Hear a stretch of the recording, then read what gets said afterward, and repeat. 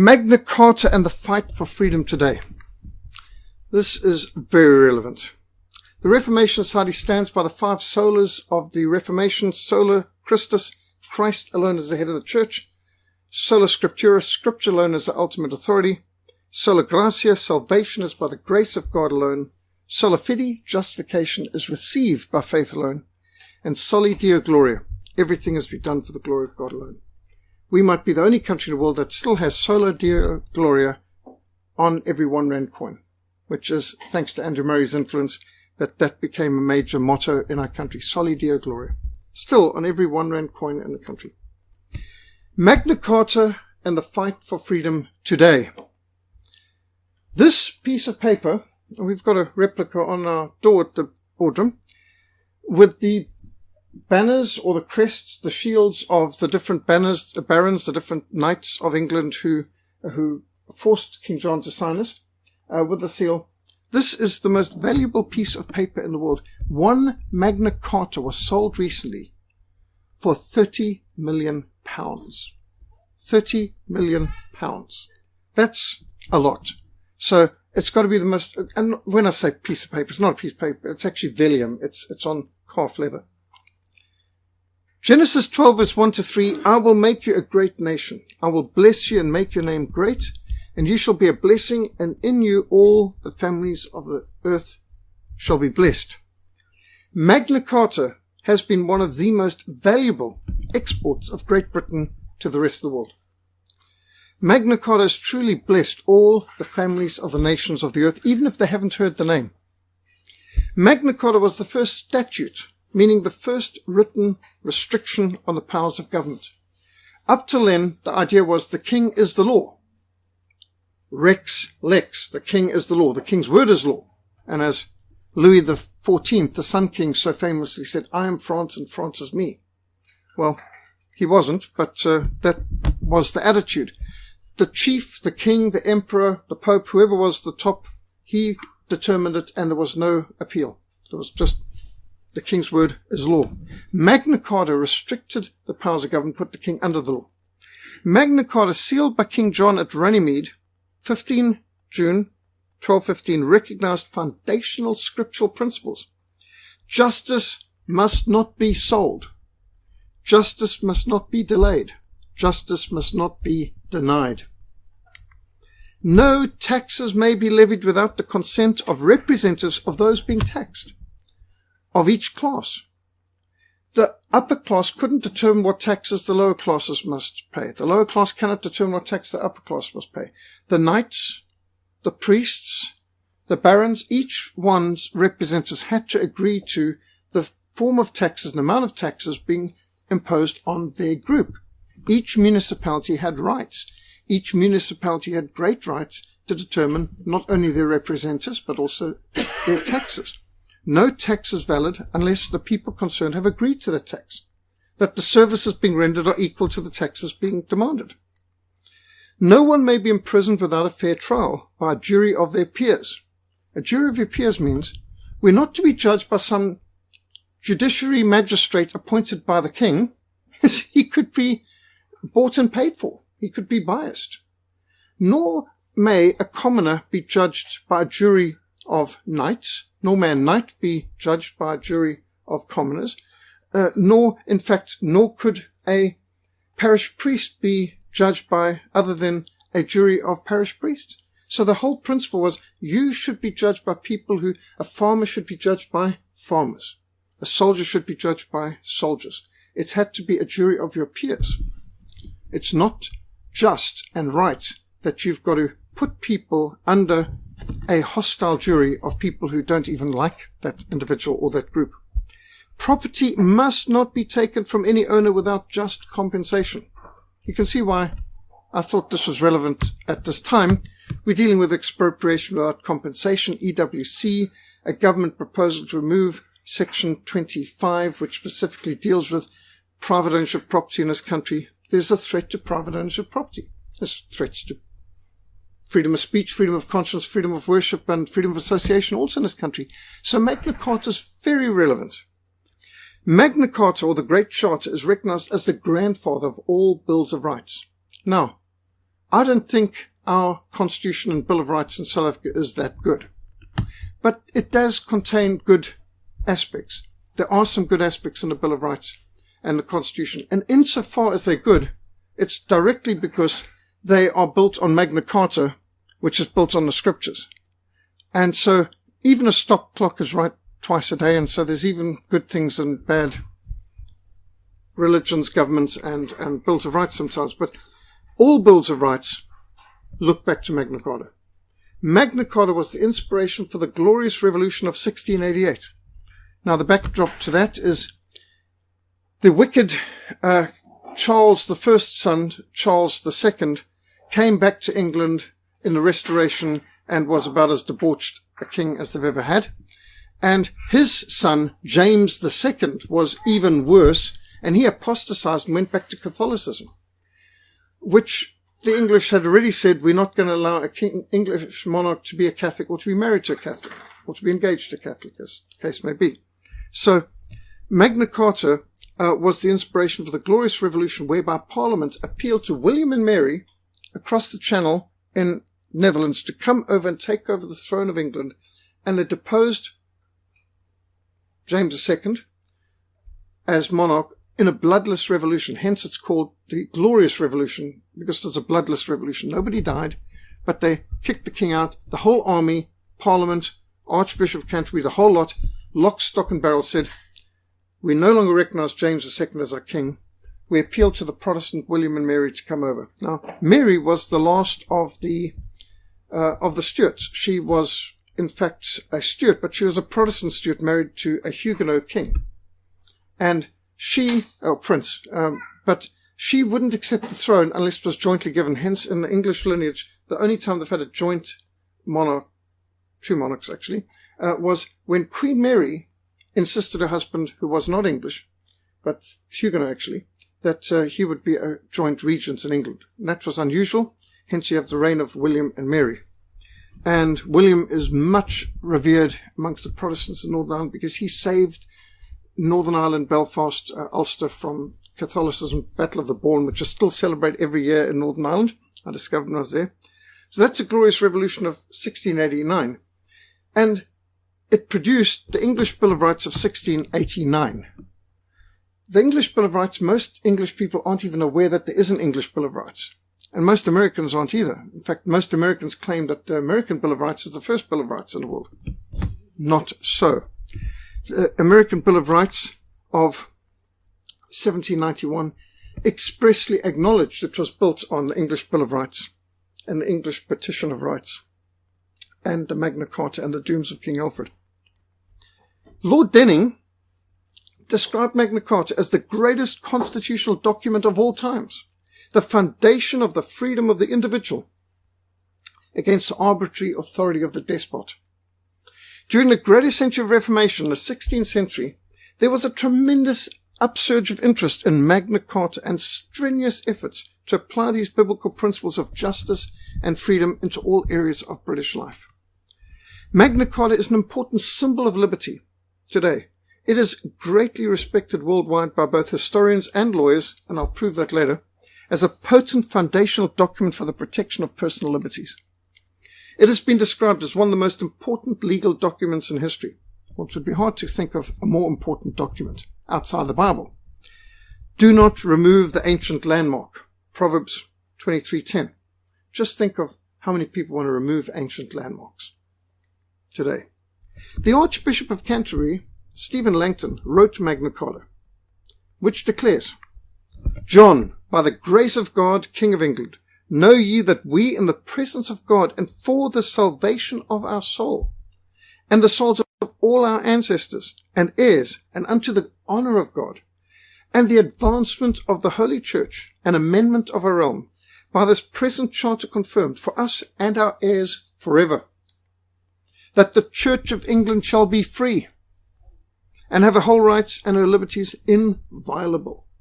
That's the first point in Magna Carta, that the Church of England shall be free and have all her rights and liberties inviolable. And yet, friends of ours like Adrian Clark have been arrested for street preaching the gospel in Bristol. And you would have thought Magna Carta would be sufficient, that you could produce and say, but the first article in Magna Carta is that the church shall have her rights inviolable. And have the British authorities interfered in their Magna Carta rights on every level, especially religious freedom. This is why the American Bill of Rights starts with religious freedom. The Bible was clearly recognized as the foundational authority for Magna Carta. You shall do no injustice in judgment. You shall not be partial to the poor, nor honor the person of the mighty. In righteousness you shall judge your neighbor. Now, when I was in England most recently, I got a chance to walk past the Royal Courts of Justice, and it's quite an impressive old building. And you notice that they have got a statue of Moses, clearly identifiable with the double tablets of the law, his long beard, and King Solomon, the author of Proverbs, great wisdom there, and the Lord Jesus, and King Alfred the Great, whose hymn we began tonight's meeting with, the author of the Dooms, which is the foundation of the common law of England. Righteousness exalts a nation, but sin is a disgrace to any people. Magna Carta established the right of trial by jury to protect the accused from capricious condemnation by authorities. The king could easily appoint a judge or just tell this judge, this guy, off with his head. And people could be bribed, and justice could be bought and sold and denied and delayed. The high value that Christianity from its inception has placed on the individual stands in stark contrast to the ancient Egyptian civilization in which the individual was always subordinate to the state. There was no such thing as individual rights in the ancient civilizations. It's in stark contrast to the ancient Babylonian culture, which was very harsh. There was no individual liberty and individual rights in these ancient civilizations, so-called. You just think of the Persians or the Chinese. Chinese torture is a byword to this day. Even the highly esteemed Greek civilization would cheerfully condemn people to be thrown off cliffs, to drink poison, as was done by famous philosophers, forced to drink poison, commit suicide, and so on.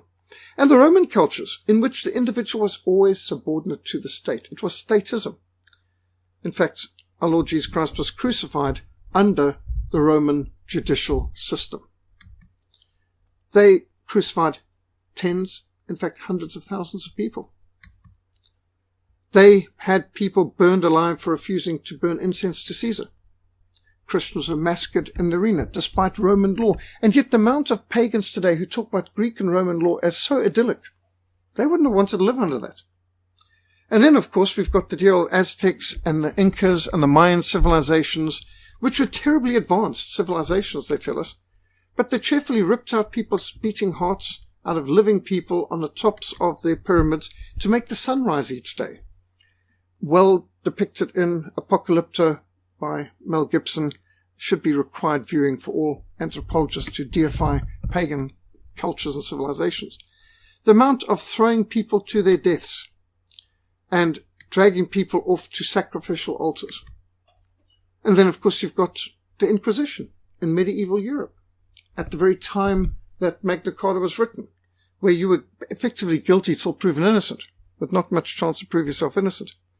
Right up to this century in India, you get people being sacrificed, human sacrifice, before altars of Kali in India. If you thought that Indiana Jones and the Temple of Doom was totally fictional, well, not what they're telling you about the cult of Thuggee. The Thuggee cult, sacrificing human beings to Kali, is real and even practiced today.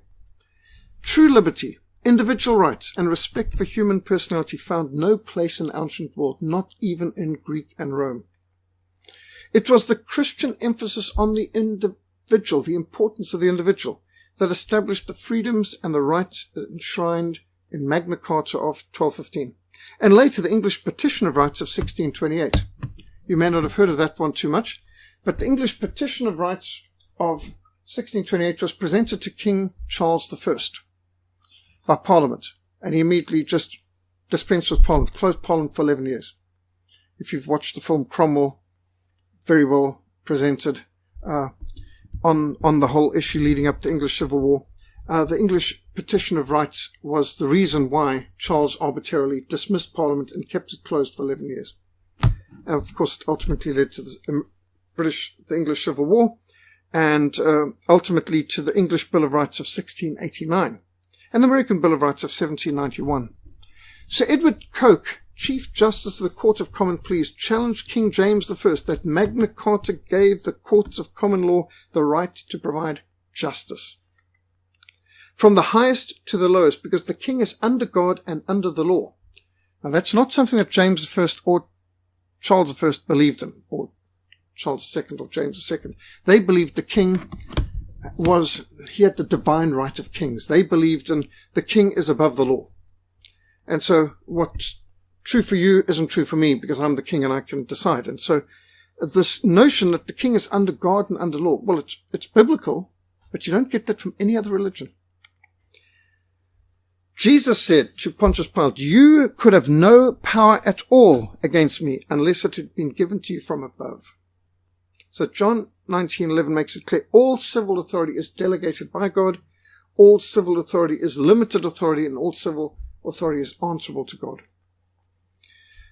Dr. Alvin Schmidt, in his excellent How Christianity Changed the World book, documents that the freedoms and liberties expressed in the Bills of Rights and the Declarations of Independence are all extensions of Magna Carta, which is thoroughly Christian.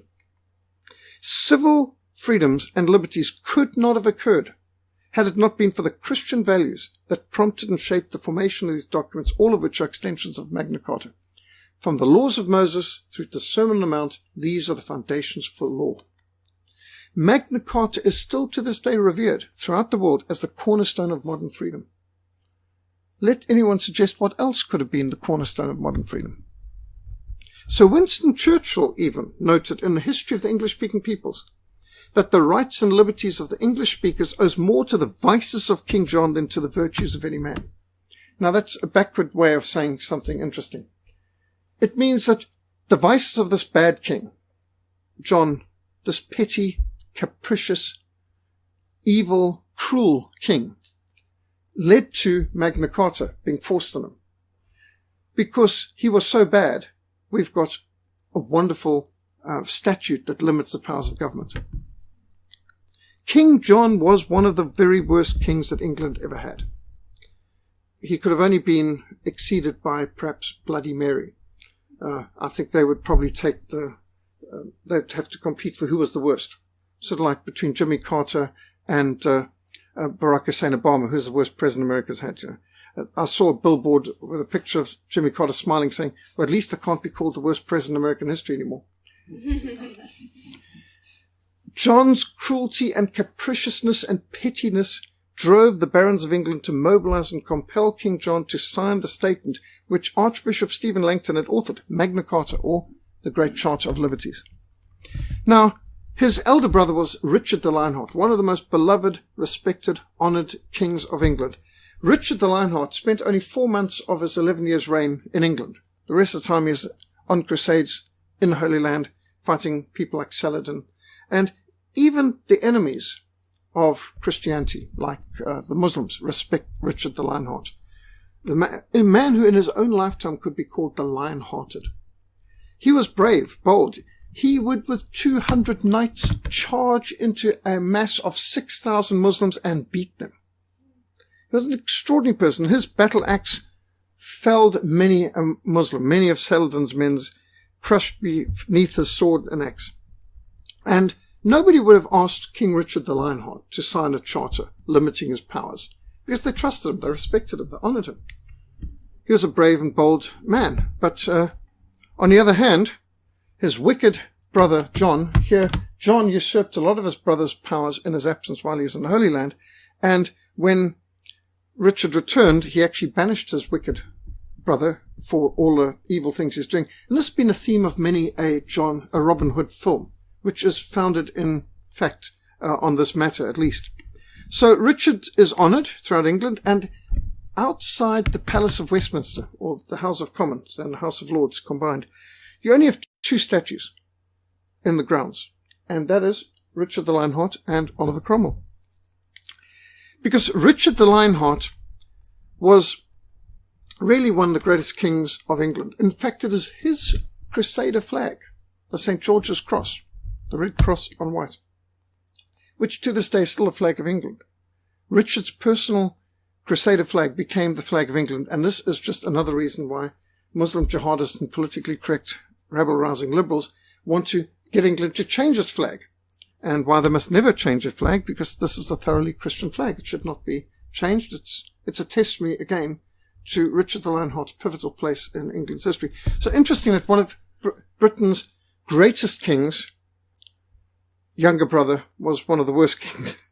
His sword, Richard's sword, was for justice, it was for Christianity, it was for advancing the kingdom and for defeating the forces of Islamic jihad. No wonder he is hated to this day. Richard's sword, his cross, his flag, felled by a French crossbow bolt in France. And after Richard's death, his wicked, petty, capricious, sadistic brother took power, and very soon he was excommunicated by Pope Innocent III, and he had to, in 1213, get on his knees and beg the Pope's legate for forgiveness because he had offended the Pope. And he was so bad that he, in 1213, laid the crown of England at the foot of the papal legate, who kicked it to roll along the floor, showing contempt for the crown of England before the papist Pope from Rome. In fact, they then required England to pay 1,000 marks, that's 1,000 gold coins a year, as tax to the Pope.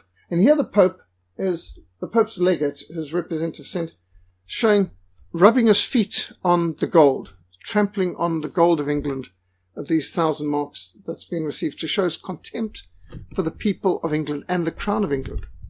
Now, John was a contemptible person, but the fact is he was meant to represent the kingdom of England, and in this he was a disgrace.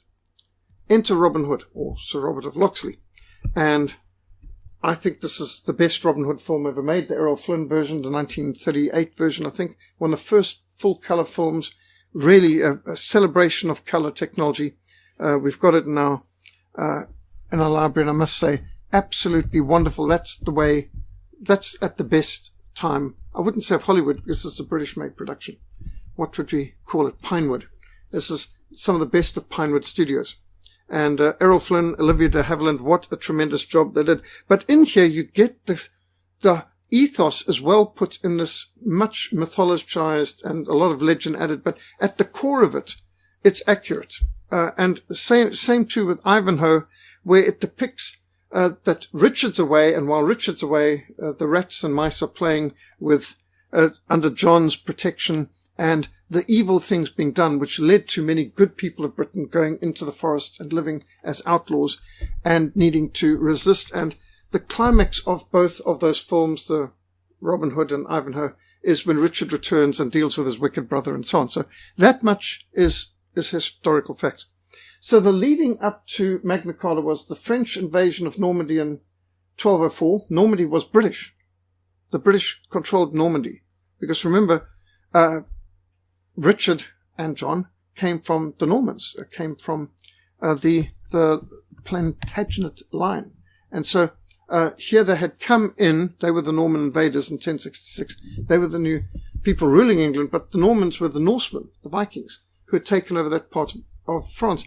To this day, it's called Brittany and Normandy, because Britain and the Norsemen who had conquered England in 1066 controlled a good half of France. And John lost all of it. All of it was gone, except for Calais, which Bloody Mary sold to pay her debts or something like that. And so Britain even lost its toehold across there from the two worst kings in England's history, John the First or John the Worst and Bloody Mary.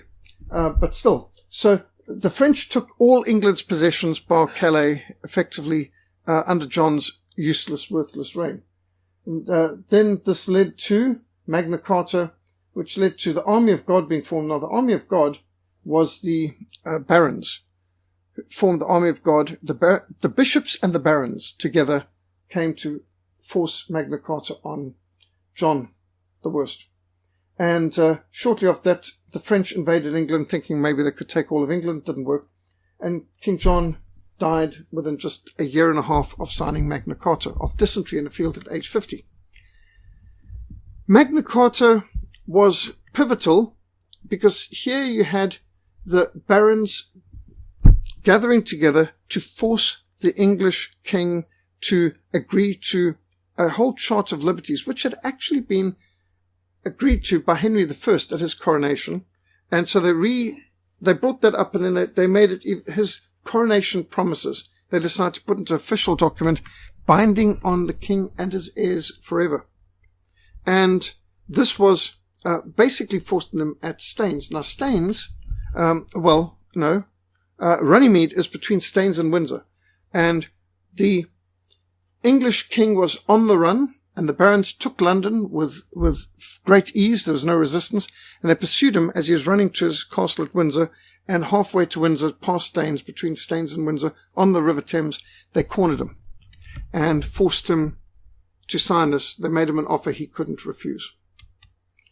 And you can see here sort of the bishop on the one side and the baron on the other. So you've got the military, the Ministry of Justice, and you've got the Church or the Ministry of Grace working together to force the king to come to terms and to do what is right. And there's quite a few interesting tapestries and paintings that depict this. You certainly get the spirit here where his heart's not quite in it, but he doesn't have much choice.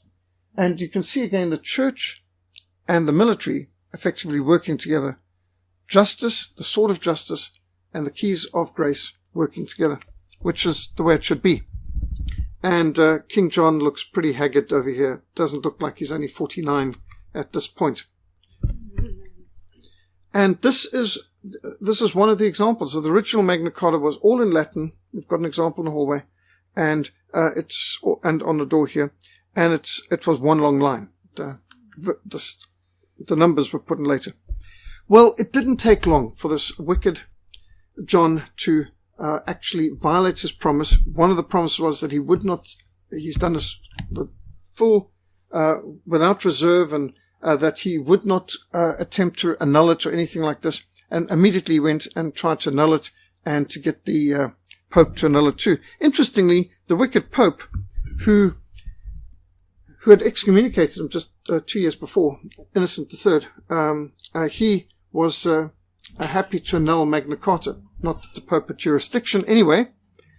And for his oath-breaking, perjury, and other deceptions and cruelties, when John was fleeing the barons, shortly after that, he lost all his possessions and the crown jewels and everything else in the wash in a flooded river, crossing it. And it's interesting that shortly after this, Professor John Wycliffe, the greatest professor of the greatest university in the world at that time, Oxford, championed the independence of England from papal control and supported King Edward III's refusal to pay tax to the Pope, which John had initiated in 1213.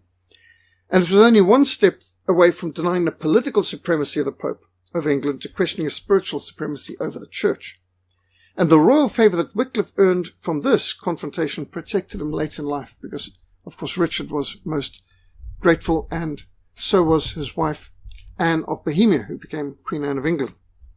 It's Professor Wycliffe who mobilized the Lollards, the lay preachers, to travel throughout the land to preach the Bible, to read the scriptures, to preach in the marketplace, and to sing scriptures in English, which doesn't sound radical to us, but that was super radical at the time, because up till then the only language you could use for spiritual matters was Latin, according to the Catholic Church. So the sealing of Magna Carta, 15 June 1215, was a splendid victory for all English-speaking people. It marked an end to the arbitrary power of any ruler to throw a man into prison without granting him opportunity to prove his innocence. Magna Carta decrees that a man arrested must be tried in court, and if it cannot be proved that he has done wrong, he must be set free. He's innocent until proven guilty, beyond a shadow of a doubt. He who justifies the wicked and he who condemns the just, both of them alike on abomination to the Lord. No taxation is legal if it is not authorized by the people being taxed. Weights and measures must be standardized. You can't have people in one part of the country voting tax on people in another part of the country, and so on. You can't have one community deciding what another community's got to pay. That's not just. You shall do no injustice in judgment, in measurement of length, weight, or volume. You shall have honest scales, honest weights, an honest ephah, and an honest hin. I am the Lord your God. Leviticus 19:35-36. For I, the Lord, love justice. I hate robbery and iniquity. Isaiah 61, verse 8. A great council of nobles and bishops was to advise and guide the king in governing the country. There's another requirement of Magna Carta. This great council soon developed into English Parliament. It comes from the French to parler, or to discuss, to talk. And this is the model and the mother of all parliaments. What we call the House of Commons, the British call the Palace of Westminster. The Palace of Westminster, built in the Victorian era in its present form, and it contains the House of Commons on the one side and the House of Lords on the other side. The House of Commons has green upholstery, the House of Lords has red upholstery. And this is the parliament that inspired even our parliaments in Cape Town. The right to a fair trial by jury of one's peers, the right to having a voice in running your government and in determining your taxes, the right to a just and uniform standard of weights and measures, remember all currency and exchange of goods and services done in terms of weight, are just some of the many blessings which flowed from Magna Carta. It forbade usury. It forbade bankers charging interest. In fact, the biggest emphasis, and probably the most repeated emphasis of Magna Carta, is forbidding of usury, of bankers charging interest. And this is something that the economist Stephen Mitford Goodson emphasized in his books, A History of Central Banking and Enslavement of Mankind and Inside the Southern Reserve Bank. That's one thing for a bank to charge you a service fee for something, but interest is immoral. So, for example, if somebody wants to buy one of our books, there's a certain price. If they want to buy 10 of the books, they might get a discount. If they want to buy 100 books, there's more discount. With the banks, it works differently. The more you bank, the more they charge you. Instead of bringing the service charges down, they bring the service charges up. So for me, if somebody wants to buy 100 books, that's less work for me than to sell 100 individual copies. So I pass on the discount. That's the way we think in book ministry. But if a person wants to bank more money, he's got to pay more to the bank. And less money pays less. And so the whole way of usury is absolutely criminal. Do you think when you've got interest rates for a house, for example, and you're paying 11% per annum, you're paying for years and years and years and decades, and you're still only paying off the interest, and you haven't even got to paying off the actual loan that you made. Usury is forbidden in the Bible. According to Stephen Mitford Goodson, there's 62 passages in the Bible that forbid usury. And there's a lot of passages in Magna Carta that forbids usury and forbids interest rates and all the rest of it as being iniquitous, unbiblical, theft, robbery. And it's an interesting thing, also pointed out by Stephen Mitford Goodson, that as a result of Magna Carta's emphasis on not having interest rates and usury and banishing the bankers who did this, they were able to build colossal, magnificent cathedrals, because the average worker in Europe was only working about 140 days a year, and they had about 220 days holiday a year. And so because of this tremendous amount of freedom and liberty, because they had no interest rates and they had no bank charges, no usury and loans, they were able to build the cathedrals, which are monuments to a time when Europe did not have usury. And interesting point. Amos 5. Hate evil, love good, establish justice in the gate, let justice run down like water and righteousness like a mighty stream. The church in England played a central role in drafting Magna Carta, initiating the negotiations between the barons and the king, and at least 11 other bishops were present at the signing of Magna Carta, along with its author, the Archbishop Stephen Langton. Now you see the bishop on the one side, the baron on the other, in this monument to Magna Carta. The bishop with his Bible, the baron with his sword and shield. And that's actually a very good monument to depict, again, the balance between the ministry of justice and the ministry of grace, working together under God to force the king to rule in accordance with just biblical principles. Now the Lord is the Spirit, and where the Spirit of the Lord is, there is liberty. Archbishop Stephen Langton strongly sympathized with the northern barons who openly rebelled against King John. The Archbishop declared that if John refused to negotiate, he would excommunicate every man in the royal army.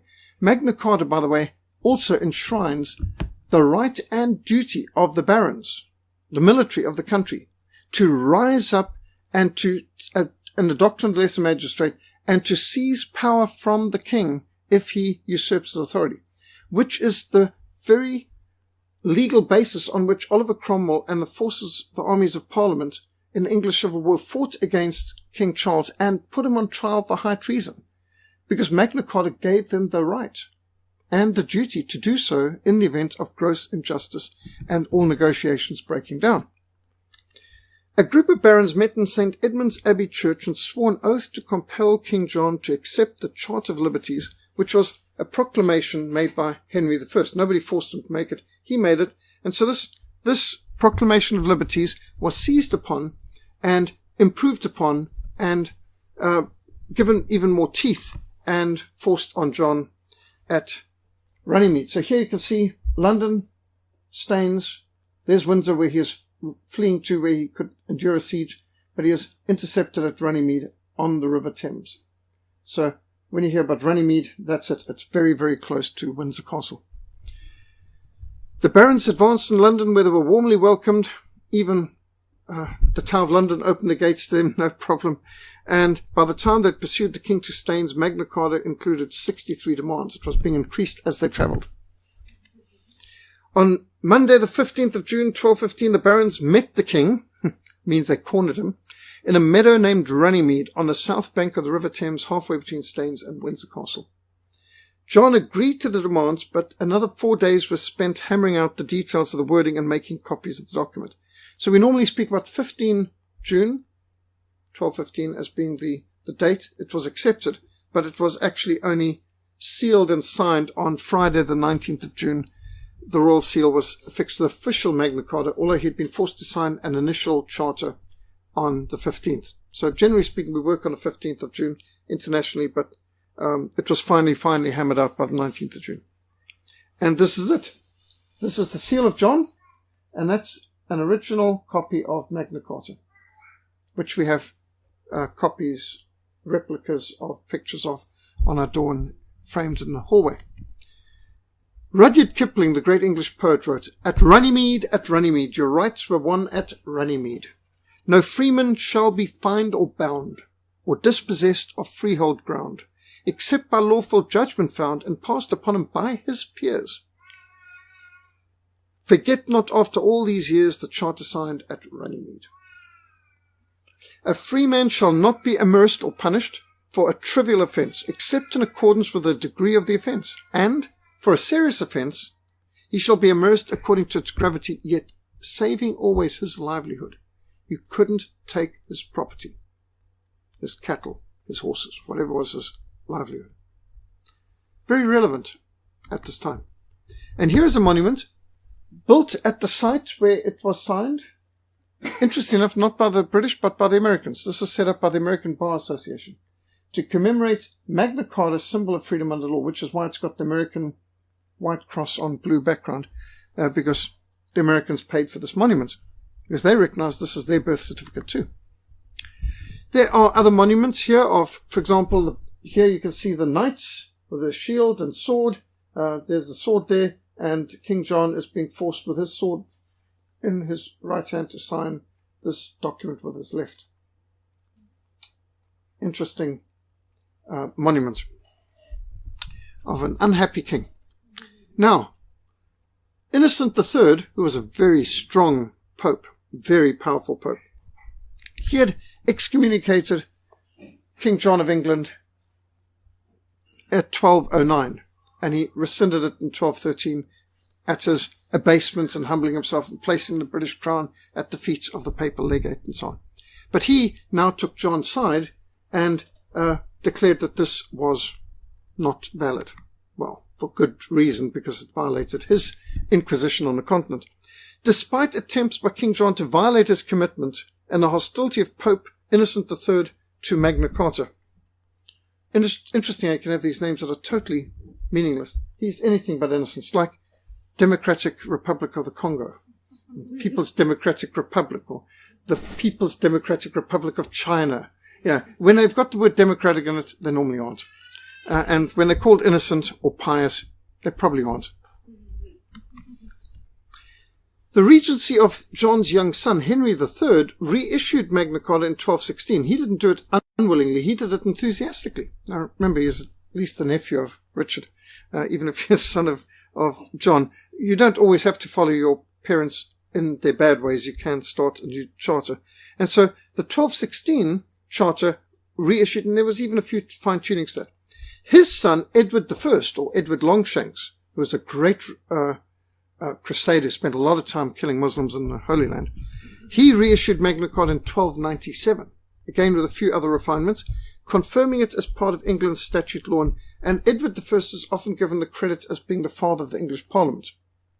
In a sense, the Great Council was then renamed a Parliament and put into English statute law. Of course, the Scots hate him because he's the hammer of the Scots. He probably gets a bit of a unfair treatment in the Braveheart film, but nevertheless, Edward I did issue a 1297 version of Magna Carta. Now, John died just a year and a half after signing Magna Carta at age 50 of dysentery in the field, and he's buried in Worcester Cathedral. And it's quite an impressive tomb. But notice the strange, he's got two talking heads. He's got an ugly demon on the one shoulder, and he's got a more angelic kind of character on the other shoulder. Maybe it's sort of like, in some of these cartoons where you see you've got the angel on the one shoulder telling you the good thing to do, and you've got the demon on the other shoulder telling you the bad thing to do. And I think what it's suggesting is that John was double-minded, and he was torn between knowing the right and doing the wrong. But as Winston Churchill said in History of the English-Speaking Peoples, Englishmen owe more to the vices of King John than to the virtues of any other man. They're chartered rights as Englishmen. During the time of the Reformation in the 16th century, there was an upsurge of interest in Magna Carta as lawyers and historians traced the principles of freedom to the Great Charter, to biblically based laws, enacted during the time of the Anglo-Saxons, such as the dooms of King Alfred the Great at the end of the 9th century. King Alfred the Great of England, who lived in the 9th century and fought in over 54 battles, he laid the foundations of the common law. Notice his statue here, which I've been to in the south of England in Wessex. He's got the battle axe, but he's also got the scroll. He was a scholar, a lawmaker, an educator, but he was a soldier and a fighter as well. Alfred began his dooms with the 10 Commands of Exodus 20 and the Mosaic case laws of Exodus 21 to 23, and then went into the Golden Rule of Christ and other biblical principles from the Sermon on the Mount. That's the common law of England. That's the dooms. It's called the dooms because there were penalties if you violated these laws. So the dooms of King Alfred are also called the common law of England. It is not good to show partiality in judgment. He who says to the wicked, you are righteous, him the peoples will curse, nations will abhor him. The principles of limited government and the foundations of individual liberty can be traced through King Alfred to the Bible. And that is a quote from the History of English-Speaking Peoples. The law of God is the only effective foundation for freedom and justice. The 10 Commands cover our responsibilities to God, our responsibility to our parents, and our responsibility to other people. Each command deals with a specific area: God, worship, speech, time, authority, life, love, property, truth, and conscience. Each command includes prohibitions, like you shall not kill, you shall not commit adultery, but also includes an implicit right: the right to freedom of worship, the right to know God's will and to do it, the right to have freedom of speech, the right to work and to rest, respect for authority, the right to life. Do not commit murder means the right to life is enshrined. Do not commit adultery, the sanctity of marriage is protected. Do not steal, private ownership of property. Do not bear false witness, the right to be protected from slander and libel. Do not covet, freedom of conscience. The only limit to our conscience is do not covet and worship God alone. So that means you've got freedom of conscience outside that. The only limits to freedom of speech is do not take God's name in vain, don't bear false witness. Outside that, those small limitations, you've got freedom of speech. So the rights of all of our rights are based on the Ten Commandments. And Jesus summarized the second tablet of the law, do to others you want to be done unto. The law was our tutor to bring us to Christ that we might be justified by faith. Our Lord Jesus Christ expressly affirmed the eternal validity of God's law. Do not think that I came to destroy the law of the prophets. I did not come to destroy, but to fulfill. For assuredly I say to you, till heaven and earth pass away, not one jot, not one tittle will by any means pass from the law until all is fulfilled, not the least stroke of a pen. Whoever therefore breaks one of the least of these commandments, and teaches men so, shall be called least in the kingdom of heaven. But whoever does and teaches them, he shall be called great in the kingdom of heaven. For I say to you that unless your righteousness exceeds the righteousness of the scribes and Pharisees, you will by no means enter the kingdom of heaven. So then Matthew 5, could the Lord make it any stronger that the law of God applies? Because the law reflects the character of God. It was written by God's own finger on tablets of stone. And the new covenant, Jeremiah says, is written on our hearts. So how much clearer could the Lord make it that his law applies? Jesus said, if anyone loves me, he will obey my teaching. The Great Commission is to teach obedience to all things the Lord has commanded.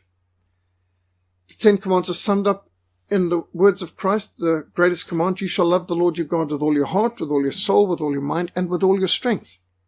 And you shall love your neighbor as yourself. The law of the Lord is perfect, converting the soul. The statutes of the Lord are trustworthy, making wise the simple. The precepts of the Lord are right, giving joy to the heart. The commands of the Lord are radiant, giving light to the eyes. Only the fear of God can produce lasting justice and righteousness in individuals, families, churches, and nations. Here you've got this beautiful painting in the Swiss Palace of Justice. Justice lifts the nations. And Lady Justice is symbolized holding the balance, the scales of justice, weighing the evidence, with a sword pointed down to an open holy Bible. And the elders of the city look to her for wisdom and justice, while the sheriff stands by with his double-handed sword, while the people argue out their cases before him. And so justice lifts the nations. I so prefer the Swiss picture of justice to the American picture. The American Lady Justice is always blindfolded. In Europe, all the statues of Lady Justice I've seen pictures, there's no blindfold. Americans seem to think a blindfolded Lady Justice makes sense, but I don't want someone blindfolded wielding a sword. And there's always the scales of justice and the sword. In America, the sword's often pointed upwards. But I like this. The sword's pointed downwards to an open Bible. This is the basis of all justice and righteousness. Only to the degree that people fear God and obey his commands can society function for the good and the freedom of all its citizens. Adherence to God's law would result in respect for God, respect for people, respect for property. As a society where you can love your neighbor instead of fearing your neighbor. For the nation or kingdom that will not serve you will perish. It will be utterly ruined. Blessed is the nation whose God is the Lord. Now both James I and his son Charles I attempted to suppress the discussion of Magna Carta, and this led to the English Civil War of the 1640s and the execution of Charles for high treason in 1649. A terrible way to emphasize the principle that even the king is under the law. And how much clearer it could be. The first time in history the king had been executed after due process of law. Kings had been assassinated before, murdered, but never before did a king go through due process of law, being accused of high treason and executed. Very harsh, but it did prove the point of lex rex. The law is king, not rex lex. Now they've inverted the Latin from rex lex to lex rex. The law is king. If you go to Oliver Cromwell's, here's a monument to Oliver Cromwell, an unusual person you would think, in the Reformation Wall at Geneva. It's of course got Calvin, Farel, Beza, Knox, as you'd expect. They're the Ministry of Justice. But here you've got a ministry of grace. Here you've got the Minister of Justice, Oliver Cromwell, a military man, parliamentarian who seized control of England and was part of the court that condemned the king to death. On the wall, which says, you notice, post tenebras lux, after darkness, light. You'll see that even on the wall up at Franschhoek at the Huguenot Monument. It's the motto of Geneva. After darkness, light. And you've got the Oliver Cromwell depicted in the wall here as one of the reformers. A surprising choice by many people's minds. But he's one of the only other statues outside the Palace of Westminster in England, outside the House of Commons.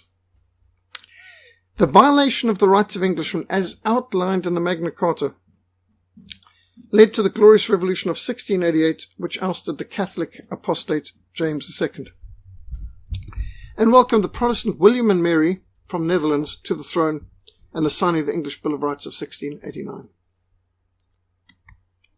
And this has honoured the tercentenary of the Bill of Rights, published, this coin produced by Queen Elizabeth's authority in 1989, with the crown over the crown and the sceptre of Parliament, the English Bill of Rights, which most Englishmen to this day don't even know exists.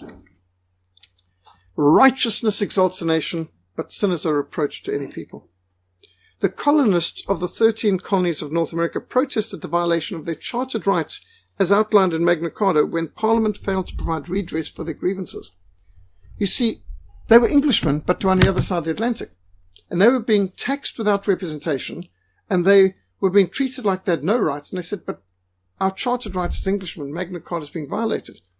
And the English Parliament treat them like, well, you subjects, you've got no rights. Because they were in America, which is why they declared independence. In 1687, William Penn, after whom Pennsylvania is named, published The Excellent Privilege of Liberty and Property, being the birthright of freeborn subjects of England, which contained the first copy of Magna Carta printed in American soil, 1687.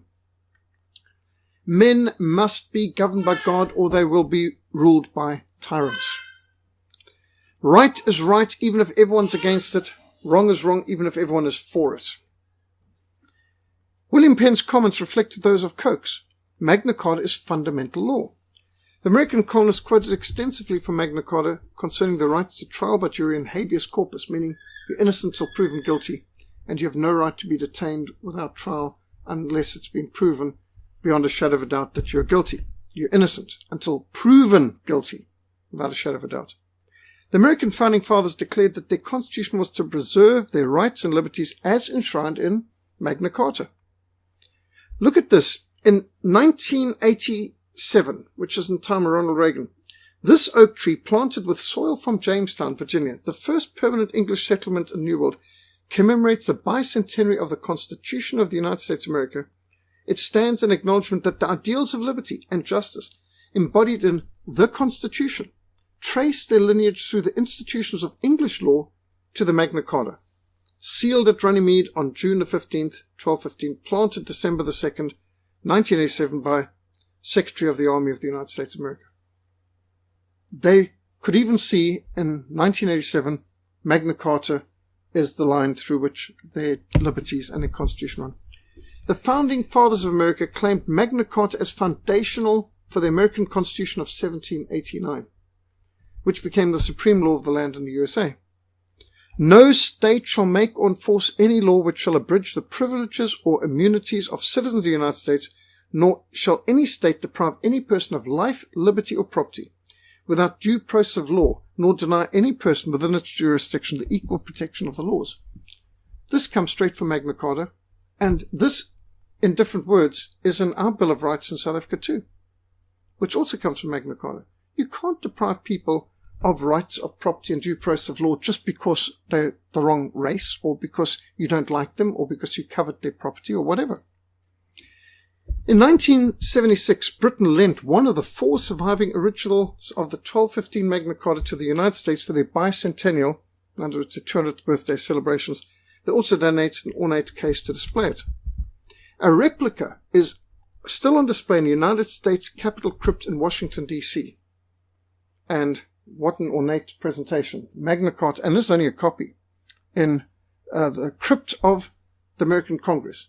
That means at the base. It's symbolically the foundation of the whole establishment. William Stubb, in his Constitutional History of England, published in the 1870s, he documented that Magna Carta had been a major step in the shaping of the English people as a nation governed by laws under God.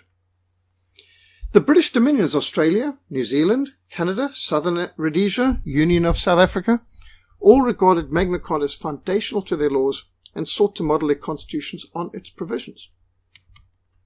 Canada, Australia. Parliament House in Canberra, Australia, is built over an enshrined copy of Magna Carta 1297, an original from King Edward I, the father of English parliaments, so-called. 4 exemplifications of the original 1215 Magna Carta remain in existence and are held by the British Library and the cathedrals of Lincoln and Salisbury. Now, they were each, of course, handwritten as before the printing press, so they each have slight variations and differences. Some are more significant, where they're done long ways, landscape or portrait and so on. So you've got the cathedrals of Lincoln and the cathedrals of Salisbury, which house copies of these. And there was an attempt to steal one of these recently. An alarm sounded, and a person was smashing away with a hammer at the glass, trying to break through, and of course got arrested. And these are very well protected. These are the most precious possessions of these cathedrals in many ways to preserve Magna Carta. At least 13 original copies of the 1215 Magna Carta were issued by the Royal Chancery at the time. These were sent to county sheriffs and bishops who made more copies, ensured the provisions were understood by the populations and read to them. You may only handle these with gloves and so on these days, you may imagine. The original charters were written on vellum sheets, which means calf leather, using quill pens and abbreviated Latin. Each was sealed with the royal great seal using beeswax and resin, most of which, of course, have not survived. I mean, the beeswax and resin hasn't survived. The vellum has. The 63 numbered clauses of Magna Carta were introduced by Sir William Blackstone in 1759 as the original charters formed a single, long, unbroken text. William Blackstone said, "So great, moreover, is the regard of the law for private property, that it will not authorize the least violation of it, no, not even for the general good of the whole community." Private ownership of property is the foundation of civilization. No enactment of man can be considered law unless it conforms to the law of God. This has been repeated in so many cases by legal experts. No law is valid unless it's founded in God's law. God's law is the foundation. Now, God's law was meant to be the foundation for Magna Carta, and insofar as Magna Carta reflects God's law, it is fundamental, inviolable, gold standard law. And here you can see the history and defense of Magna Carta with one of the swords that was there at Runnymede. Of course, the wooden handle has rotted many years ago, but again, just showing the sword and the word goes together. The 4 original 1215 charters are on joint display in the British Library in 2015 to mark the 800th anniversary of Magna Carta. That must have been absolutely nerve-wracking for security. Transported and received under great pomp and ceremony and phenomenal security. All 4 originals in one place, can you imagine? Lincoln Cathedral's original copy of the 1215 Magna Carta was being displayed at the World Fair in New York when the Second World War broke out, and they spent the rest of the war years in Fort Knox, the most secure facility America had. Prime Minister Winston Churchill attempted to gift this charter to the American government, hoping this could encourage the USA, then neutral, to enter the war on Britain's side. But Lincoln Cathedral protested and refused to hand over the rights to such a precious heritage. It doesn't belong to the British government. It doesn't belong to the British Prime Minister. It belongs to Lincoln Cathedral. You have no right to give anyone else our property. I mean, this is basically what Magna Carta stands for. Anyway, Winston Churchill didn't seem to have grasped this basic fundamental point of private ownership of property. It wasn't his property to give. Only one exemplification of Henry's 1216 charter survived, and it's held in Durham Cathedral. Durham Cathedral is a magnificent fortress. I visited here, and let me tell you, this is This was the scene of the Prince Bishop. The Bishop of Durham was one of the most powerful men in the whole country. When William the Conqueror conquered England, he left Durham County. And sort of like, how are you doing? He did not bother to mobilize against the armies of the Prince Bishop, which was more than the Vikings could handle at that stage. And so Durham remained very, very independent. And for many years, even today, the Bishop of Durham's got phenomenal amount of independence. Even the Church of England. This is the Bishop of Durham's house. And you can see it's built like a fort. It is a fort. And this is the pulpit. But in fact, I've got a picture somewhere of the throne of the bishop, which is extremely exalted as well. Durham Cathedral. 4 copies of the 1217 Charter exist. 3 of these are held in the Bodleian Library in Oxford and 1 at Hereford Cathedral. So this is where you get Magna Carta. So the charter towns in red, that's where they wrote these charters. And the blue is where original copies reside, such as Salisbury, Lincoln, and of course City of London. So Peter saying there were 12, eh? Originally, but they don't know where all the rest have gone. Damaged, burned in war, whatever. But nothing to do with biblical 12. Well, maybe that was the intention, like the 12 tribes, yes. That was the idea, like 12 stones, yes. That was the goal. So now, a green, later version is in Canberra. A copy is in Washington, D.C. So the Canberra, of course, being Australia's parliament. So the Australian government has a 1297 charter, original, signed and sealed by Edward I, Edward Longshanks, father of English Parliament, on display in the Members' Hall of Parliament House, Canberra. Now just look at how this whole place is built. What is under the dead centre there? Magna Carta. The entire Australian Parliament is built over and around Magna Carta. It is the foundation, the ethical, legal, moral foundation of Australia. And where is that pointing down to? This. Magna Carta is at the dead centre, the epicenter, the foundation of the Australian Parliament. This is a 1297 original. And it was brought out, of course, in 1215, the Australian government all bowing to it and championing it and so on. But this is the thing that's so amazing. They don't live by it, but they all revere and respect it. It was like in 2011, all over England and the world, people were championing 400 years of King James Bible. But did they obey it? Do they read it? Do they preach it? Nevertheless, it's important that they're acknowledging it, and we can hold them to account in this. The National Archives in Washington, D.C. has a copy of the 1297 Charter as well. So in 215, all over the world, the English-speaking world, there was Magna Carta Day. And you saw phenomenal exhibits in Britain. I mean, the British know how to organize celebrations. And all the law books based on Magna Carta. And of course, a lot of books were written on this. The British government produced postage stamps with different points of Magna Carta, that excessive bail ought not to be required, nor cruel and unusual punishments inflicted. From the English Bill of Rights, 1609, copying from Magna Carta, 1215.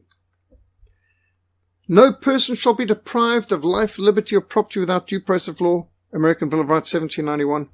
Magna Carta, 1215, Foundation of Liberty.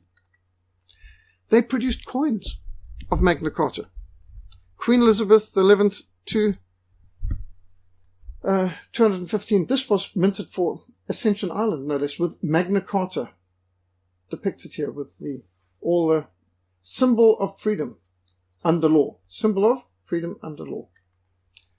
Magna Carta, 800 years, 1215, 2015. Again, the seal of John with the law. Here's a coin. 1215. Again, you can see the Great Charter, Magna Carta. They produced them in silver and gold. Royal Mint. Obviously, they recognize Magna Carta as the gold standard. This is real fundamental law. Whitechapel produced a Magna Carta Bell, 1215 to 2015. For the children, they produced the Magna Carta Chronicle, a young person's guide to 800 years in a fight for freedom. They held great events in, anyone recognize where this is? This is in Whitehall. This is just outside Parliament. It was in this hall. This is Westminster, where the Westminster Confessions, the Westminster Standards, the Westminster Catechism was produced. This is where they tried Charles I and condemned him to death. So they used this as a venue to discuss and celebrate the significance of Magna Carta. Displays all over the world, from Australia to Canada. Studies, promotion, and people coming and revering it. But again, how many of them even know what Magna Carta says and condemns, and do they vote according to it? This is by Runnymede. This is what they organized.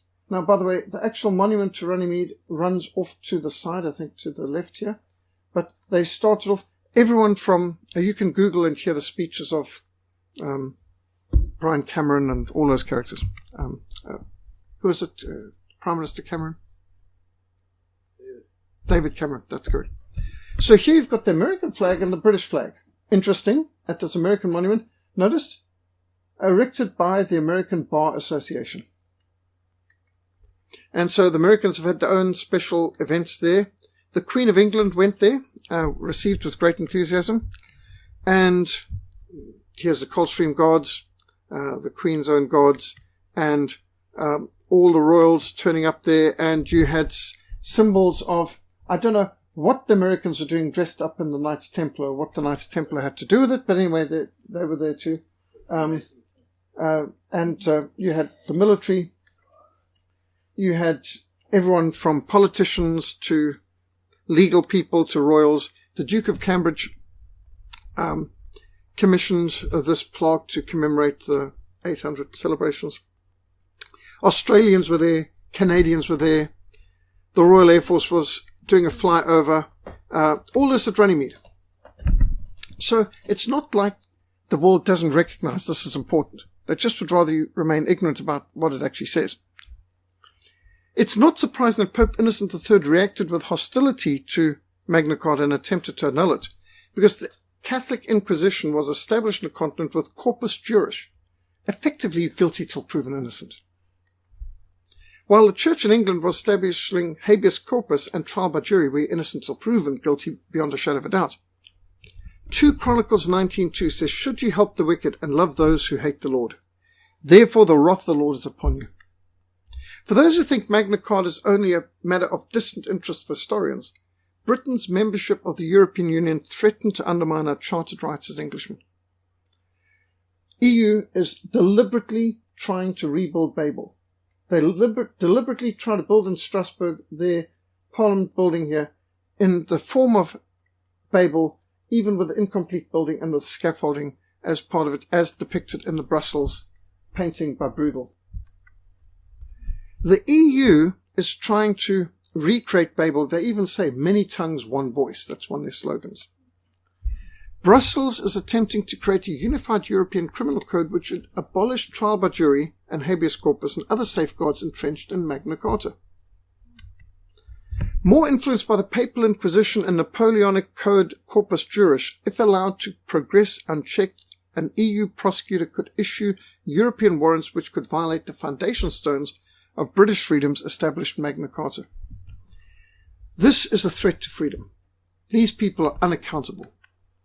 However, there's a rebellion in the ranks, and in the recent EU elections, Eurosceptic, anti-globalist groups such as the Italian Prime Minister Marine Le Pen, who got more votes for her French Front rally, national rally, Geert Wilders from Netherlands, the Freedom Party of Austria, the Freedom Party in Netherlands, and the Brexit Party of England have really been winning. The European Union is not Europe, says Marine Le Pen. It is an ideology without land, without people, without roots, without soul, and without civilization. The European Union is solely killing the millennial nations. And Brexit in England has surprised the world, that even with all the political parties and the government being against it, even with all the media being against it and BBC's propaganda campaigns against Brexit, a majority of English voters chose Brexit. And the recent EU parliamentary elections, the Brexit Party got more votes than any other. In fact, the Brexit Party now, which only started 6 weeks before the EU elections, is now the largest party in the EU Parliament in all of Europe. A phenomenal vote against globalism and politics as usual. So the British line is not dead. It's still got a bit of roar. Most Christians do not seem to understand that we are in a war. It's a war of ideas and it's a war of loyalties. You either give your allegiance to God or to Satan, and the world is the battlefield. Unfortunately, many Christians have failed to renew their minds and don't understand how the humanist worldview conflicts with the biblical worldview. You see the distress that we're in, how Jerusalem lies in ruins, and its gates are burned with fire. Come, let us rebuild the walls of Jerusalem so that we might no longer be a reproach and disgrace. There is no fear of God before their eyes. Be very careful in how you live, not as unwise but as wise, making the most of every opportunity because the days are evil. Blessed is the man who fears the Lord and who finds great delight in his commands. Unless the Lord builds the house, they labor in vain who build it. Unless the Lord builds a city, the watchman stays awake in vain. Stand fast therefore in the liberty by which Christ has made us free, and do not be entangled again with the yoke of bondage. For you, brethren, have been called to liberty. Only do not use liberty as an opportunity for the flesh, but through love serve one another. So, Magna Carta, we've got magazines on the table which have got the text of the presentation tonight and some of the pictures available can help distribute. Recent threats to our freedoms, such as the hate speech bill, threat to free speech. We've got this article and links to audio and video on the web, or will have soon, and on a Reformation 500 page on Facebook we'll share this recently. These are some of my sources on Magna Carta. I wrote an article for the Covenant Nations also on Blessing the Nations about Magna Carta back in 2015. There are books on the Glorious Revolution, and of course we've tried to enshrine many of these principles in our biblical principles for Africa and 10 Commands books.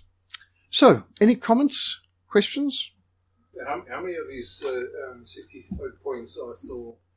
63 points. 63 points are actually recognized. I mean, basically about four. Four. Only about four. Things like private property, trial by jury and so on. But usury, obviously, they violated that a long time ago. And yet that's the main emphasis, is against usury. Yeah.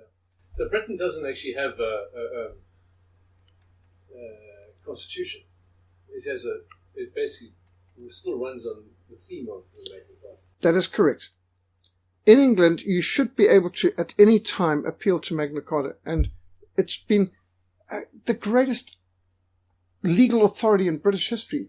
Sir William Blackstone said, Magna Carta is fundamental law. It's foundational law. Any law not in accordance with Magna Carta is invalid. What we need is Christian lawyers who will be able to stand up and make these cases in court. Because, and some politicians who will stand on us too. But even in our country, we have got recognition of links to Magna Carta because our Bill of Rights is even meant to be based on it. So I think there's a good case. But if you're in Australia, Canada, or the or Britain or America, they have built their parliaments over it. With America or Canberra. So I think our friends should do a lot more studying Magna Carta and pointing out how can you try and infringe on our freedom of speech, freedom of thought, freedom of worship, freedom of association, right to private property and all this. This is fundamental law. And I think a little bit more creativity on the side of our side, we could win quite a few arguments. So I want to ask about death penalty. Is it also included in that? Yes. But again, on the basis of a trial by jury, without a shadow of a doubt, nobody is to be deprived of life, liberty, life, capital punishment, liberty, that means being in prison, or property confiscations, without due process of law by a jury of their peers, proven beyond a shadow of a doubt. And so there's all kinds of protection. So it's taken for granted that you can be deprived of life in these cases, but it's got to be extremely grave, serious, and so on. So such as murder. As I said, to give a person death penalty for trivial offences. This is something also that the Charles Dickens books in the 1800s well depicted. Do you know that they had, at the beginning of the 19th century, 300 offences in Britain that you could get the death penalty for? And Charles Dickens was pointing out a lot of the injustices, which his books helped, especially Oliver Twist and so on, to bring to people's attention, and they reformed much of the law when they saw that. So, how can you be giving the death penalty for a person who effectively was a thief? Theft needs restitution. Execution should be reserved for murder, kidnapping, rape, capital offences. And Britain had wandered far from it, so you needed sometimes a literary person like Charles Dickens to bring the conscience of the country back.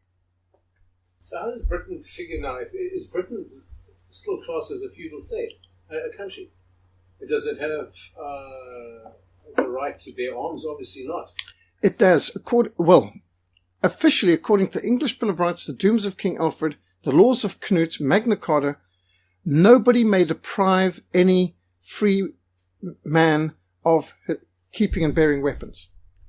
And the English Bill of Rights expressly even included firearms, which of course didn't exist in the days of Magna Carta, but they're just speaking about weapons, which would include your bow and arrow, your swords and daggers.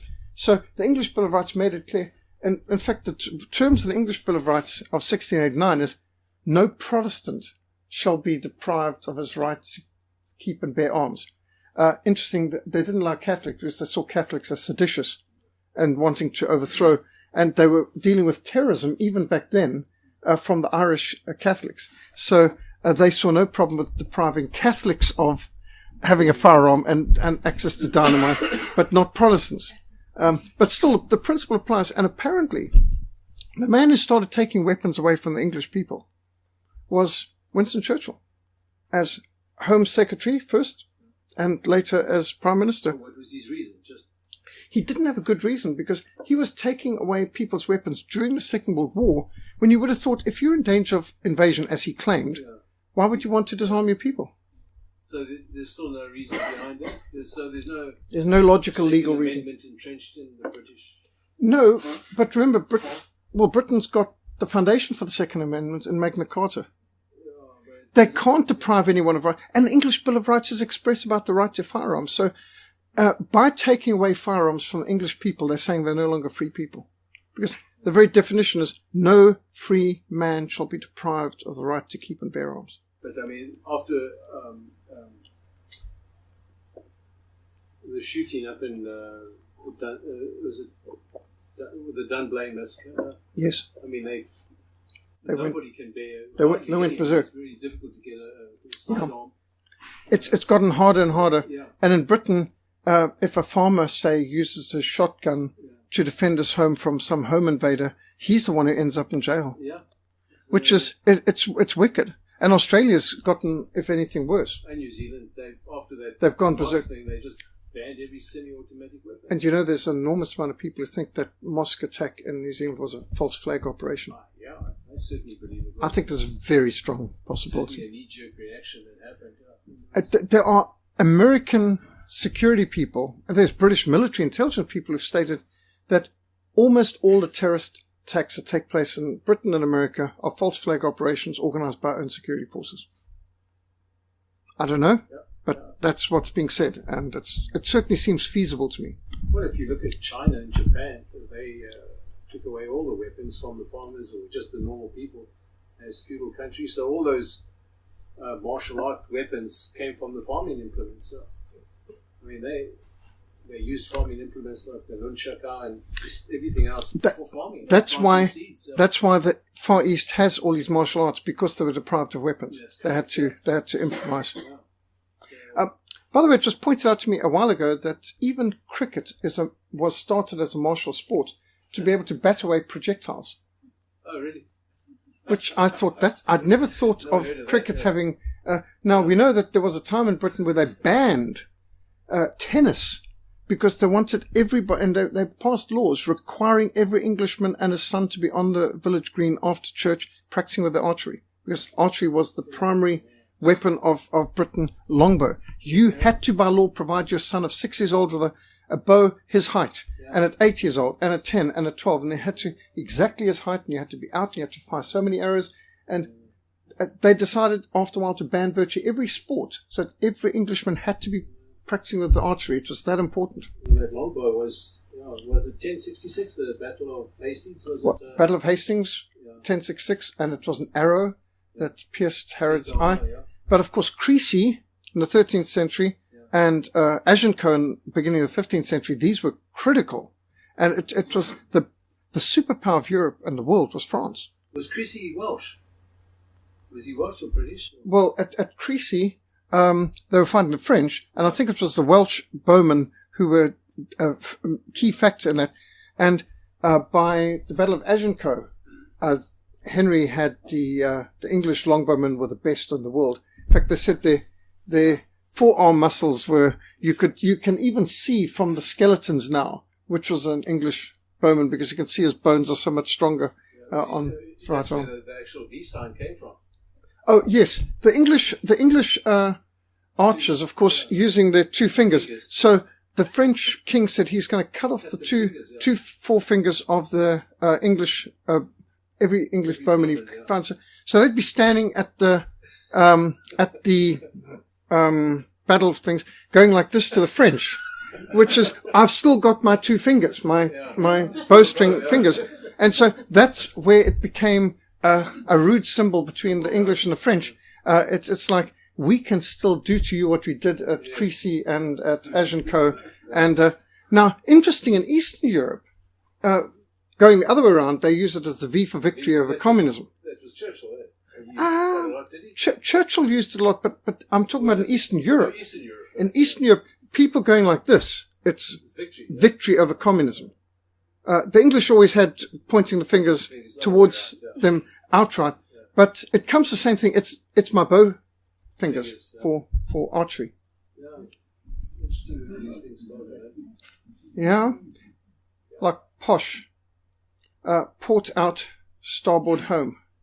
So they'd put on the luggage, because the best berths, cabins in a ship was a port out, starboard home, because you'd be going around Africa to India, and you see the coast all the way around. Port out, starboard home. You're seeing. So the posh people got the best berths, which cost more. So they got POSH, and that's where the term posh came from. You could afford the best berths in cabins in a ship. Sure, it's interesting.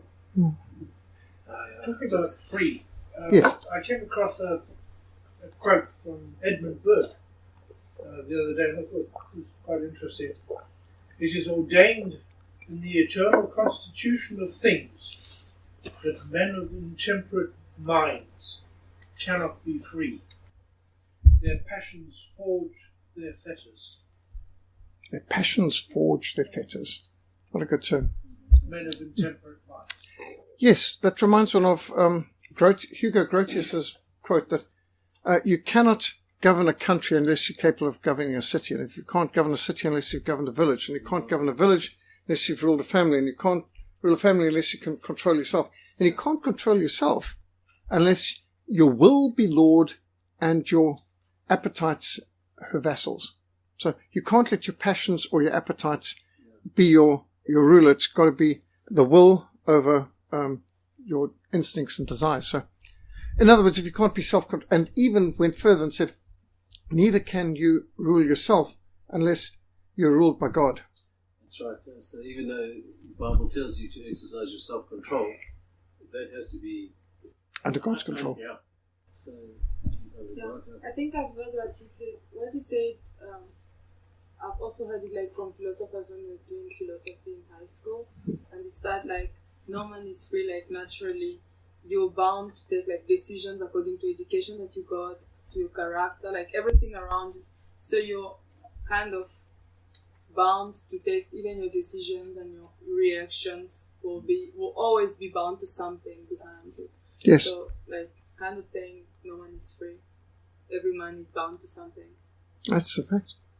You know, New Zealand never came up in this Magna Carta. Do they sort of... They've got to regard it as foundational to their law. I don't know what they've said publicly, but certainly their parliament was built on it originally. It was. But it just with Australia, it's absolutely fascinating how they have really built their parliament. Has there ever been a parliament built more around Magna Carta as its foundation? So for example, when I was in Australia last year and I went on a pro-life demo outside an abortion clinic in Queensland, Brisbane, Queensland, and I was told by the pastor who's my host that in Queensland abortion is still illegal. It's practiced, but it's still illegal in statute books. So I was part of this, and as I was a foreigner, I kept quiet and let them handle it. But when the police arrived after a few minutes of us being there, he said, "You've got to leave." And so our host said, "What law have you violated?" And he said, "Not saying you violated any law, but if you don't leave, I'm going to arrest you." So he said, "You do realize that we have the right to assembly," and he even quoted Magna Carta and said, "And abortion is illegal in Queensland." And the policeman raised hands like this and said, "That's above my pay grade. But if you don't move, I'm going to arrest you." But what have we done wrong? It doesn't matter. The people in there have said that they are experiencing stress because we're out here, and so I'm ordering you to move. But what have we done wrong? It doesn't matter. I've ordered you as a police officer to move. Now, where's the law? We hadn't violated any law. According to my host, everything we did was completely legal, constitutional, etc. Not only in accordance with Magna Carta, but even Australian law. But the policeman still had this attitude of, "You do what I tell you, or else I'm going to arrest you." Yeah. For what reason? What law have we violated? They don't have the answer. They don't. So many countries are getting lawless. Like Adrian Clarke out in Bristol, which is where the great evangelical awakening under George Whitefield began with open-air preaching. They want to arrest him for open-air preaching. Why? What have we done wrong? These guys just didn't care. Fortunately, they had body cams which recorded everything said and done and were able to play it in the court, and the judge dismissed the case when he saw that actually the office had no reason for arresting him. Even when they said, "You offended some people here," it turned out that the hecklers in the crowd were doing the offensiveness. And the evangelists like Adrian Clarke were responding very calmly, rationally, and objectively. And it just shows if you do open-air preaching or demonstrations outside the clinic, it's probably good to film it. Because if you get nailed these days, it's their word against yours unless you've got a video recording. Sad that it's come to that. In a supposed Christian country. Yes. You're guilty till proven innocent. In Saudi Arabia, and telling them you're offending a couple of Christians across the road there. You'd be beheaded. Yeah. Yes, like they would care. Yeah. Any case. Well, this is a weapon. Well worth knowing your laws, and Magna Carta is not even that long. It's easy to access. Yeah. But I mean, in words. Literally fits it on one big page. Well, we've got it's an abbreviation on the door and a bigger one on the wall. No, this one's in Latin, and the English translation's framed in the hallway. You'll see we've got several things that I think are very significant. So on the door to the field office, we've also got the 95 Theses for Reformation. There's no original Magna Carta left, is it, that you know? The actual original one. Yes, those four that we spoke about. No, those are copies, eh? No, they're originals, because remember, we're talking about originals, handwritten, sealed by the king. Those originals, not copies. They were the actual originals from 1215. Right. So and then 1216, then 1217, and then there was 1297. And all of those are Magna Cartas, but I mean, the originals, those are the ones that are treasured, which people are willing to pay 20 to 30 million pounds a piece for. And of course, most of these places won't sell them either. But isn't that just fascinating that you have all this pomp and ceremony and all the powers of Britain gathering there at Runnymede and the Air Force and everyone's all honouring it, and think while they're aborting babies, locking up people for defending themselves, and it's just staggering. But it's still good for us to note it doesn't matter that the other side's hypocrites. Our Lord didn't hesitate to point out hypocrisy. Just read Matthew 23.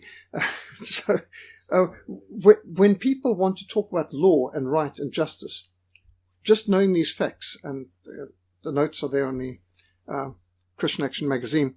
So just to know some of these facts and to point it out to people, all of your basic rights enshrined in Magna Carta, based on the scriptures, these are the foundations of all law. Any law not compatible with that is invalid. And I think we've got a strong case to argue. And seldom have I been in a country where you can argue this more effectively than Australia or Great Britain, where they worship Magna Carta effectively as the epitome of law. But if you start asking them what's in it, have no idea. So, what about the schools? Can't we make a plan to that in the schools it can be actually? Yes, knowledge is power. I mean, this is where you really empower people with the knowledge of this. And you used to have to be trained in law, and still are in many countries. You've got to study Latin to be able to be a lawyer, because a lot of the original law is written in Latin, like Magna Carta, and it's very useful to know the key legal principles like habeas corpus and so on, and jurisprudence.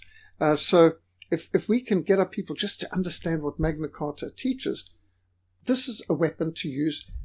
And the Southern Constitution has many of these principles, like nobody can be deprived of property without just compensation. Who wrote up our Constitution? I mean, it was a group of who? Well, sadly, it included people like Cyril Ramaphosa. Really? But still, it was agreed to it by all sides, and it was required, like private ownership property and all that sort of thing.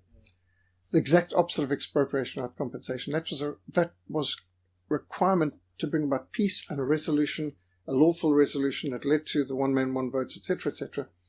And it stopped civil war.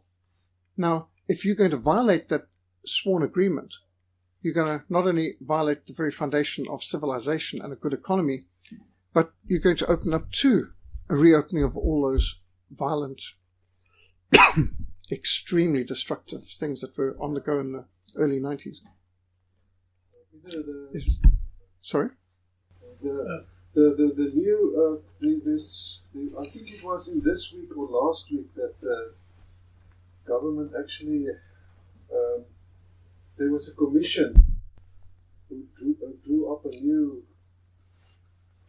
document about the land reforms. Oh, yeah. Well, they're working on it. I do know that people like AfroForum and Freedom Front Plus are fighting, and their lawyers are busy investigating and trying to counter it. Transvaal Agricultural Union and others. So let's stay alert, because it's all in danger of happening now. But just on the positive side, bear in mind that when they voted for this at the end of February last year, they were talking about implementing it by the end of August last year. But there was so much opposition, including from Australia, and Donald Trump's tweets and things like this, that they put it back. And then they were talking about 31 March this year. They're going to start land expropriations on. And then that also got pushed. Now, you see, it shows that even with a minimal amount of resistance, it slowed them down. We can throw lots more wrenches in the works and undermine their whole system. The main thing is right now, it's a battle for the mind. It's a battle for moral high ground. It's an information war. So we've got to fight this. Letters, radio, every means we can, sharing videos and audios like this on the internet with others. We've got to get people overseas knowing. And so I've been on quite a lot of overseas radio programs, British, American, and so on. Getting overseas support is key, because that's what can put pressure on this government to rein in their forces. Because if they are able to do what they want in the dark, they'll do the worst. You shine light, maybe the cockroaches will scurry into the corner. Peter, you actually made comments on this for the overseas radio and TV on our land expropriation. I've had hour-long programs on this in Britain and America. Many scores of radio programs on the expropriation without compensation run President Hall. Most are horrified, incredulous, unbelieving. How is this possible? We thought Ramaphosa was great. Our Prime Minister said that she trusted him and things like this. So you get very interesting reactions, but they're horrified. It's just mind-bogglingly, how can our government continue to give aid to your government if they're planning this sort of thing? Which is a good question. Anyway, Theresa May's out. She's, in fact, what a worthless individual. I don't know if you noticed in a resignation, Theresa May came out with, it was pitiful. She said, I'm only the second woman to be Prime Minister of Great Britain, but I won't be the last. She couldn't point to anything she'd done or achieved, but she dared to make this into gender politics. And by association, link herself to Margaret Thatcher, the greatest Prime Minister Britain's had in the last century. What possible connection is there between her and Margaret Thatcher? Nothing in politics. But it's just, well, she's a woman, I'm a woman too. So that's pathetic. Absolutely worthless piece of nonsense. That's the best Theresa May could come out with it. Well, I'm only the second woman Prime Minister in Great Britain, but both be long. Well, what about your actual policies? What did you actually achieve? In 3 years, she failed to get Britain out of Europe even after the Brexit vote. Well, she was always a Remainer at heart, and she said she'll honour the wishes of the people, but she didn't. She didn't do anything. No. It's just like Ramaphosa said he's going to clean out corruption. So on. Has he prosecuted one single case of corruption? And by the way, remember, he was several years ago by Zuma appointed, 2013, to sort out Eskom. 500 billion rand. So, honestly, what a corrupt criminal. And yet there are people all over, including Christian South Africans. At last we have a president to be proud of. And now we are saved. Our prayers have been answered. We can rebuild the country. And this Ramaphoria, they call it. I just don't know where these people's minds are, but you've got a lot of gullibility. Well, it's the same with Malangagwa. I mean, he was Bob's right-hand man. Yes. There was 20,000 slaughtered. It hasn't worked very well there either. Yeah, and they didn't say anything about that. Yeah. No. Do you recall when the interim constitution was published? Peter Leon, Tony Leon's brother, saying that the weakness of this constitution was conflicting clauses and unclear clauses, which left it open to... Probably deliberately. For example, back in 1996 when F.W. de Klerk was deputy president, I met with de Klerk and he, with a pro-life delegation, he said, there is no way abortion can ever be legalized in South Africa. We have the right to life clause in the Bill of Rights. And he was, take it from me. I mean, he's a politician. And he also said in that same meeting, I can assure you that neither I nor any National Party member will approve this constitution unless it guarantees the right to life of pre-born babies. Or he called them unborn babies.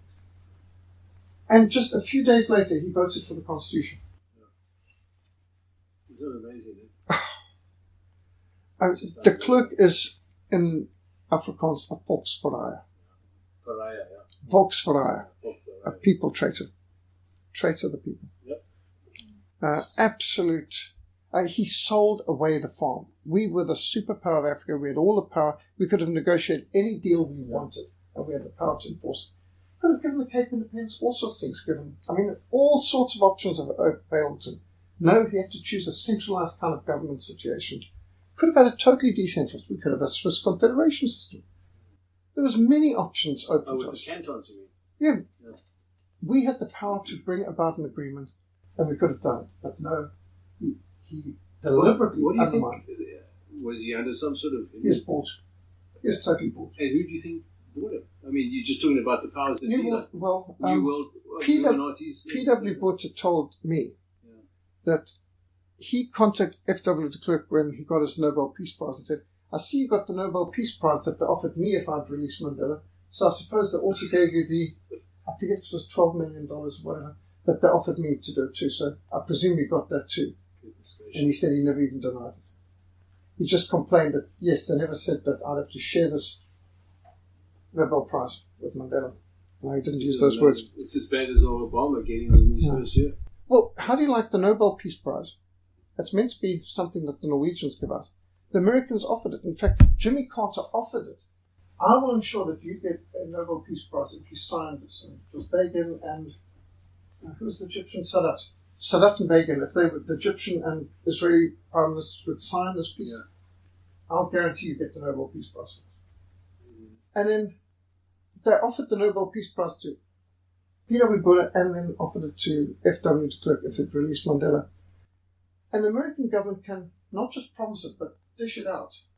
So how independent is this Nobel Peace Prize? Just like an Academy Award. What does an Academy Award mean? A bunch of cocaine-sniffing perverts, drug dealers and rapists are swapping gold statues. I'll give you a gold statue this year, you give it to me next year. It's just a mutual back-slapping thing. It's just a bunch of... It's not an academic anything. The Academy of Arts and Sciences of the Hollywood's Academy Awards, they're all the producers and directors and so on themselves. We call it the Self-Admiration Club. Yes. It's like mutual back-slapping, back-scratching, blowing one's own trumpet thing. It's meaningless, and yet the amount of people, it got an Academy Award, I must go and see it. No, if it got an Academy Award, it means it promotes pedophilia, homosexuality, LGBTQ, communism, or something like that, demonizes Christians, mainstreams blasphemy and pornography. There's nothing, if the Academy Awards recommends it, you basically should go elsewhere. I don't watch Academy Award winning films, recent Academy Award winning films, because that means nothing. Well, it's just probably very bad. Yeah, it's shocking. The amount of times when you used to go and think, oh, it must be good, and then bait and switch. You just take this pathetic thing on the Imitation Game. For the first half of the film, you think you're watching an intelligent espionage war film, and then suddenly you discover it's a homo promo. And what movie is this? The Imitation Game, but Enigma code breaking GCHQ Signal War. Oh, yes. It's all basically the English one. Totally promoting homosexuality, And it was just unbelievable. They twisted everything to make it out that, forget the war, the whole thing is the homos saved the world, which is really... they did the same thing with Alexander. Not that I bothered to see the film. Didn't even bother to watch a trailer because I was warned. But they brought out Alexander, which is on Alexander the Great, one of the greatest military. 3 hours, 2 battles, most of it's homo promo. Homosexual? Or was he homosexual? Yeah, that's why he had 2 wives and several children. Right. But it doesn't matter what the truth is. They take someone and they promote it. And, it's not like Alexander the Great's got his lawyers around. He can defend himself at the moment. So it's reprehensible that they can bear false witness to people of other generations like that. But that's Hollywood. And we've just got to despise them because they're trying to defile everything that's good and beautiful in the world. That's for sure. So, let's get a legal battle going. I pray we get more lawyers who can just, when you've had everybody in the country, from the Prime Minister, the President, the Queen, and everyone from Australia all the way through America, Magna Carta, the foundation, the greatest. Magna Carta teaches this and demands that and requires this and so on and so forth. And you can absolutely humiliate them because they've said this is our foundation, this is the law, and everything in our countries are based upon this is the fundamental foundational law. Well, all you need to do now is tell them what it actually says. I don't think there's anything in there they actually like or agree to. You often wonder why they make such a fuss over it. I mean, what's the... I think they have to.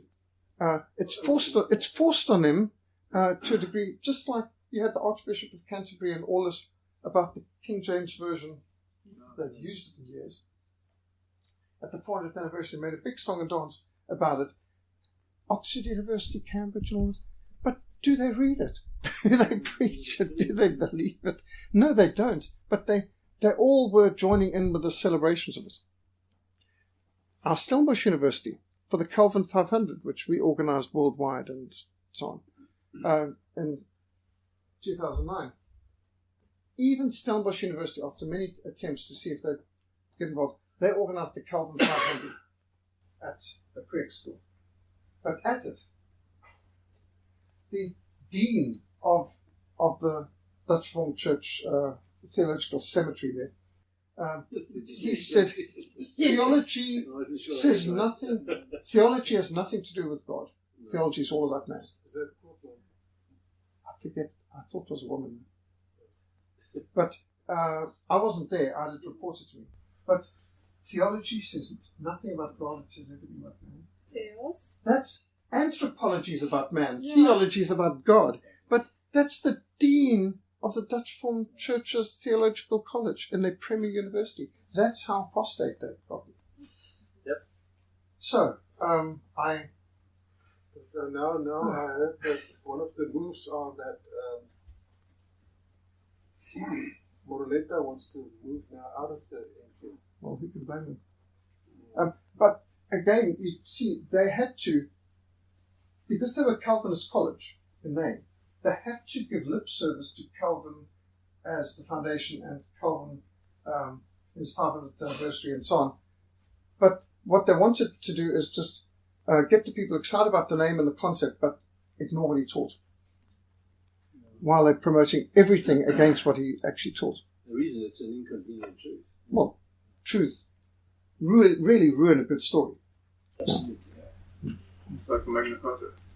It really, all the lawyers have to bow to it, but at the moment you start quoting it, they're coughing and suffering heart failures and all the rest of it because they can't handle it.